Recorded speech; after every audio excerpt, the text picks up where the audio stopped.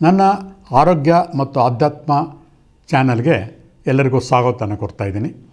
ಇವತ್ತಿನ ವಿಷಯ ನೋಡಿ, ಯಾವುದೇ ಯೂಟ್ಯೂಬ್ ತೊಗೊಳ್ಳಿ, ಪೇಪರ್ ತೊಗೊಳ್ಳಿ, ಮ್ಯಾಗ್ಝೈನ್ ತೊಗೊಳ್ಳಿ, ಎಲ್ಲ ನೋಡಿದ್ರೂ ಮಧುಮೇಹ, ಡಯಾಬಿಟಿಕ್ಗೆ ಟ್ರೀಟ್ಮೆಂಟ್. ಕೊನೆಗೆ ಜನಕ್ಕೆ ಬೇಸತ್ತು ಹೋಗಿದ್ದಾರೆ. ಎಲ್ಲಿ ನೋಡಿದ್ರೂ ಬರೀ ಅಡ್ವರ್ಟೈಸ್ಮೆಂಟು. ಇವತ್ತು ನಿಮಗೆ ಡ್ರಗ್ಲೆಸ್ ಥೆರಪಿ, ಯಾವುದೇ ಔಷಧಿಯ ಸಹವಾಸವಿಲ್ಲದೇ ಪ್ರಕೃತಿ ಕೊಟ್ಟಿರುವಂತಹ ಕೊಡುಗೆಯನ್ನು ಉಪಯೋಗಿಸ್ಕೊಂಡು ನಮ್ಮ ದೇಹದಲ್ಲಿರುವಂತಹ BP ಇರ್ಬೋದು ಅಥವಾ ಡಯಾಬಿಟಿಕ್ ಇರ್ಬೋದು, ಅದನ್ನು ಹೇಗೆ ಗುಣಪಡಿಸ್ಕೋಬೋದು ಅಂತ ನಿಮಗೆ ಪ್ರಾತ್ಯಕ್ಷತೆ ಮೂಲಕ ನಾನು ನಿಮ್ಗೆ ತಿಳಿಸ್ಕೊಡ್ತಾ ಹೋಗ್ತೀನಿ. ಏನು ಪ್ರಕೃತಿಯ ಕೊಡುಗೆ?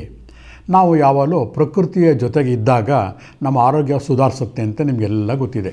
ಎಷ್ಟೋ ಸತಿ ನೀವು ಟ್ರಾವೆಲ್ ಮಾಡ್ತಾ ಇರ್ತೀರ, ತಲೆನೋವು ಒಂದು ಮಾತ್ರೆ, ಮೈಕೈ ನೋವು ಒಂದು ಮಾತ್ರೆ, ಜಂಡು ಬಾಂಬ್ ಎಲ್ಲ ತೊಗೊಂಡು ಹೋಗಿರ್ತೀರ.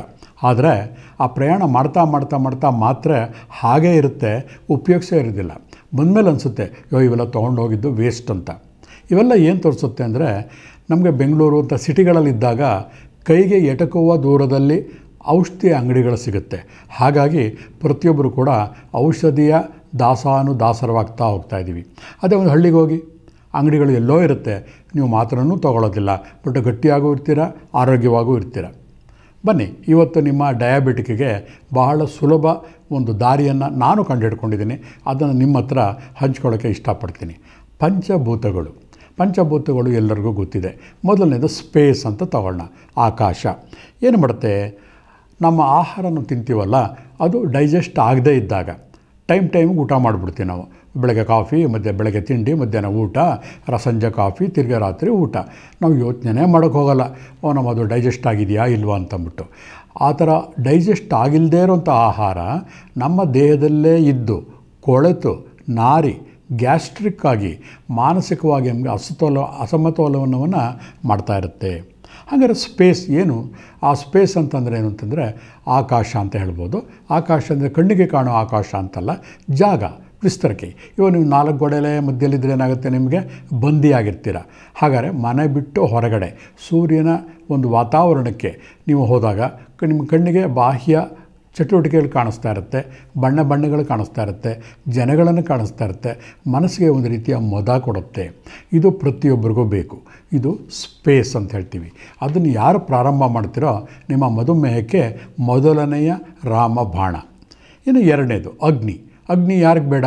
ಎಲ್ಲರಿಗೂ ಬೇಕು. ನಾವು ತಗೊಳ್ಳೋವಂಥ ಆಹಾರ ಪಚನ ಕ್ರಿಯೆ ಆಗೋಕ್ಕೋಸ್ಕರ ಅಗ್ನಿ ಬೇಕು. ಅಗ್ನಿ ಅಂತಂದರೆ ಬೆಂಕಿ ಮುಂದೆ ಕೈ ಕಾಯಿಸ್ಕೊಳ್ಳೋಕ್ಕಾಗತ್ತಾ? ಇಲ್ಲ. ಅಗ್ನಿ ಎಲ್ಲಿ? ಪ್ರಕೃತಿ ಕೊಟ್ಟಿರುವಂತಹ ಸೂರ್ಯನ ಬೆಳಕು. ನೋಡಿ, ಅದಕ್ಕೇನು ದುಡ್ಡು ಕೊಡಬೇಕಾ, ಕಾಸು ಕೊಡಬೇಕಾ? ಏನೂ ಬೇಕಾಗಿಲ್ಲ. ದಿನ ಒಂದು 2-3 ಅವರ್ಸ್ ಬಿಸಿಲಲ್ಲಿ ತಿರುಗಾಡಿ ಮನೆಗೆ ಬಂದ ತಕ್ಷಣವೇ ಬರೀ ಒಂದೊಂದು ಗುಟುಕು ನೀರು ಕುಡಿತಿದ್ದಂತಹ ವ್ಯಕ್ತಿಗಳು ಘಟ ಅಂತ ನೀರು ಕುಡಿತೀರ. ಹಾಗಾದರೆ ಅಗ್ನಿತತ್ವ ಮನುಷ್ಯನಿಗೆ ಬಹಳ ಇಂಪಾರ್ಟೆಂಟು. ಹಾಗಾದರೆ ಅಗ್ನಿತತ್ವದ ಇನ್ನೊಂದು ಏನಪ್ಪ ಅಂದರೆ, ಬರೀ ದೈಹಿಕವಾಗಿ ಔಷಧಿಯಿಂದ ಅಥವಾ ಬೆಳ್ಳುಳ್ಳಿ ತಿಂದ್ಬಿಟ್ಟೆ, ಪೆಪ್ಪರ್ ತಿಂದ್ಬಿಟ್ಟೆ ಅದಲ್ಲ ಅಗ್ನಿ. ನಿಜವಾದ ಅಗ್ನಿ ಅಂತಂದರೆ ಡಿಸೈರ್, ಆಸೆ. ನಮ್ಮ ಜೀವನದಲ್ಲಿ ಒಂದು ಸಾಧನೆ ಮಾಡಬೇಕು, ಅಥವಾ ಒಂದು ಹುಡುಗಿನ ಇಷ್ಟಪಡಬೇಕು, ಅಥವಾ ಮದುವೆ ಆಗಬೇಕು, ಯಾವುದಾಗಲಿ ಆ ಆಸೆಗಳಿದ್ದಾಗ ಮನುಷ್ಯನಲ್ಲಿ ಚೈತನ್ಯ ಪುಟಿದು ಏಳ್ತಾ ಇರುತ್ತೆ. ಅದು ಅಗ್ನಿ ಸ್ವರೂಪ. ಅದಕ್ಕೆ ನೋಡಿ, ವಯಸ್ಸಾಗ್ತಾ ಆಗ್ತಾ ಎಲ್ಲ ಆಸಕ್ತಿಗಳನ್ನು ನಾವು ಕಳ್ಕೊಂಡ್ಬಿಟ್ಟಿರ್ತೀವಿ.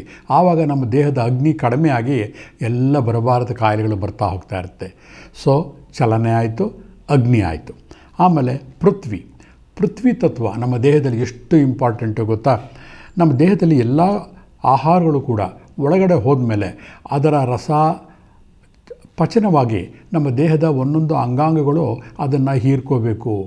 ಹಾಗಾಗಿ ಬರಿಗಾಲಲ್ಲಿ ಮಣ್ಣಿನ ಮೇಲೆ ನಾವು ತಿರುಗಾಡಿದಾಗ ಒಂದು ಪೃಥ್ವಿ ತತ್ವ ನಮ್ಮ ದೇಹಕ್ಕೆ ಹೋಗ್ತಾ ಇರುತ್ತೆ.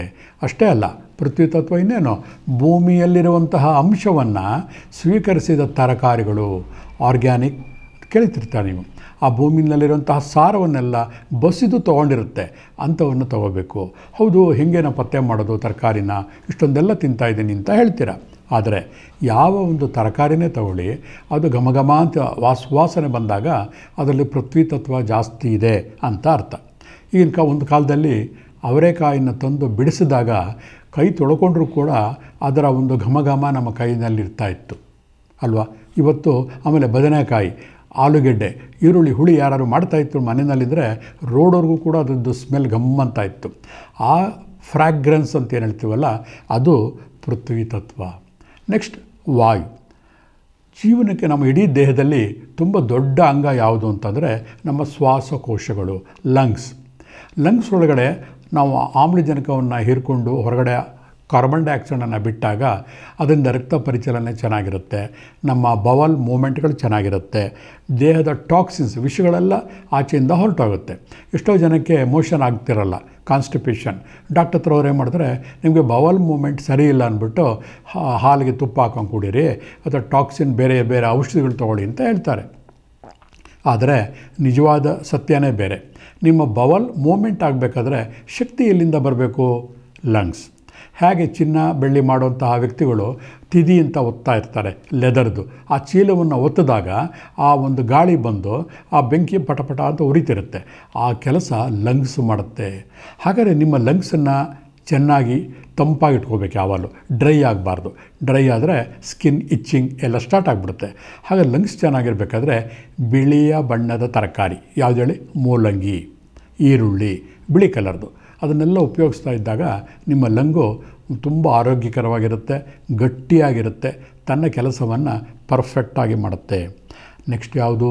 ಪಂಚಭೂತಗಳಲ್ಲಿ ಚಲನೆ ಆಯಿತು ಅಂದರೆ ವಾಕಿಂಗು, ಅಗ್ನಿ ಆಯಿತು ಆಹಾರ, ಪೃಥ್ವಿ ಭೂಮಿಯಿಂದ ತಗೋತೀರ, ವಾಯು ಉಸಿರಾಟದಿಂದ, ಹಾಗೆ ನಿಮ್ಮ ಲಂಗ್ಸನ್ನು ಚೆನ್ನಾಗಿ ಇಟ್ಕೋತೀರ. ಹಾಗಾದರೆ ಜಲತತ್ವ. ನಮ್ಮ ಪ್ರಪಂಚದಲ್ಲಿ ತುಂಬ ಮುಖ್ಯವಾದ್ದು ಅಂತಂದರೆ ಜಲ.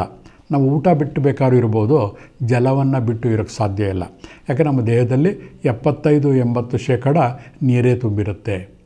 ಹಾಗಾಗಿ ಇಡೀ ಬ್ರಹ್ಮಾಂಡದಲ್ಲೂ ನೀರು ಜಾಸ್ತಿ ಇರುತ್ತೆ.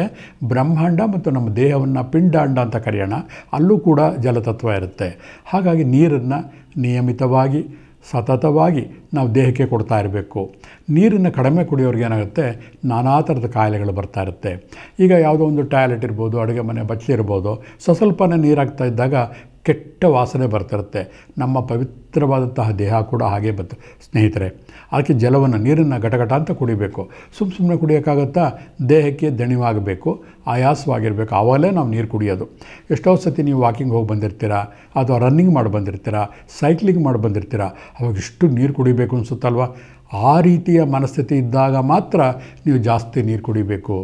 ಸುಮ್ಮನೆ ನೀರು ಕುಡಿದ್ರೆ ಇವಾಗ ಡಾಕ್ಟ್ರ್ ಹೇಳ್ತಾರೆ ನೀವು 10 ಲೀಟ್ರ್ ನೀರು ಕುಡೀರಿ, 8 ಲೀಟ್ರ್, ಅದೇನಾಗುತ್ತೆ? ಹೊಟ್ಟೆ ಡುಮ್ಮ ಆಗಿಬಿಡುತ್ತೆ ಅಷ್ಟೇ, ಜಲೋದರ ಅಂತ ಬರುತ್ತೆ. ಅದು ಬೇಕಾಗಿಲ್ಲ. ಹಾಗಾಗಿ ಇದನ್ನು ಅರ್ಥ ಮಾಡಿಕೊಂಡು ಕೇವಲ 5 ತತ್ವಗಳಷ್ಟೇ.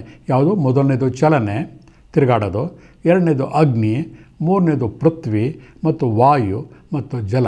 ಇಷ್ಟನ್ನು ನೀವು ಫಾಲೋ ಮಾಡಿದ್ರೆ ನಿಮಗೆ ಕಾಯಿಲೆ ಬರೋದಿರಲಿ, ಬಂದಿರೋದು ಕೂಡ ಕ್ರಮೇಣ ಹೊರಟೋಗಿ ನೀವು ಇನ್ಸುಲಿನ್ ತೊಗೋತಿರೋರು ಟ್ಯಾಬ್ಲೆಟ್ಗೆ ಬರ್ತೀರಾ, ಟ್ಯಾಬ್ಲೆಟ್ ತೊಗೊಳ್ತಿರೋ ಟ್ಯಾಬ್ಲೆಟ್ ಕೂಡ ಬಿಟ್ಟು ಇನ್ನೂ ಆರೋಗ್ಯಕರವಾಗಿರ್ತೀರ. ಹಾಗಾದರೆ ನನ್ನ ದೇಹದಲ್ಲಿ ಈ ಪಂಚಭೂತಗಳಲ್ಲಿ ಯಾವುದು ತೊಂದರೆ ಇದೆ ಅಂತ ತಿಳ್ಕೊಳ್ಳೋದು ಹೇಗೆ? ಭಾಳ ಸುಲಭ. ಮೈಂಡಲ್ಲಿ ಅಂದ್ಕೊಂಬಿಡಿ, ನಾನು ಇವಾಗ ಅಗ್ನಿ ತಿಂದ ಆಹಾರ ಡೈಜೆಸ್ಟ್ ಆಗ್ತಾ ಇಲ್ಲ ಅಂದರೆ ಬಾಯಲ್ಲಿ ಸ್ಮೆಲ್ ಬರ್ತಾ ಇರುತ್ತೆ, ಹೊಟ್ಟೆ ಉಬ್ಬರಾಗಿರುತ್ತೆ, ನಾನು ನೀರು ಕಡಿಮೆ ಕುಡಿತಾ ಇದ್ದೀನಿ. ಅಥವಾ ಅಗ್ನಿ, ಜಠರಾಗ್ನಿ, ಶಾಖ ಇಲ್ಲ. ನಮ್ಮ ನಾಲಿಗೆ ನೋಡ್ಕೊಳ್ಳಿ, ನಾಲಿಗೆ ವೈಟ್ ಕೋಟಿಂಗ್ ಇತ್ತು ಅಂತಂದರೆ ದೇಹದಲ್ಲಿ ಕೋಲ್ಡ್ ಇದೆ ಅಂತ ಅರ್ಥ.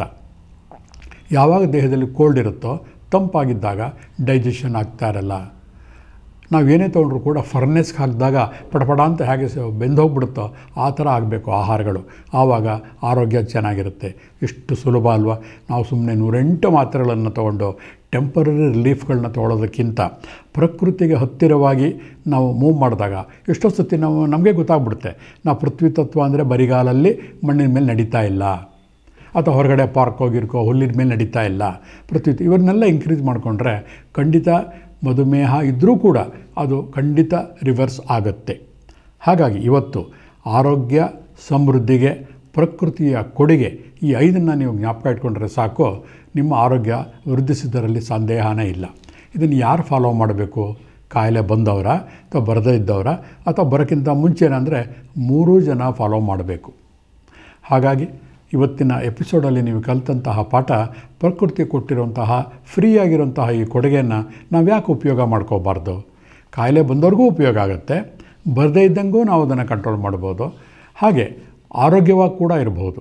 ಹಾಗಾಗಿ ಇದನ್ನು ನೀವು ಪ್ರಯತ್ನ ಪಡ್ತೀರಾ ಅಂತ ಹೇಳಿ ಇವತ್ತಿನ ಎಪಿಸೋಡನ್ನು ಮುಗಿಸ್ತಾ ಇದ್ದೀನಿ.